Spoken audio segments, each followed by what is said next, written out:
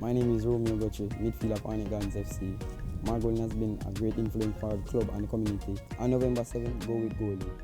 My name is Raymond McGregor, central defender of Arnette Gardens Football Club, and Mark Golding has been a tremendous figure for the Arnette Gardens Football Club and the community and all.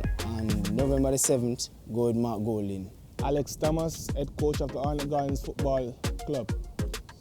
Mark Golding, the man with a vision. He's been influential for the club and our community. The man who is easily to talk to. You know, he is always on point to hear your cry, to hear the people cry, and he's a man that is here for us. On November 7th, go with Golding.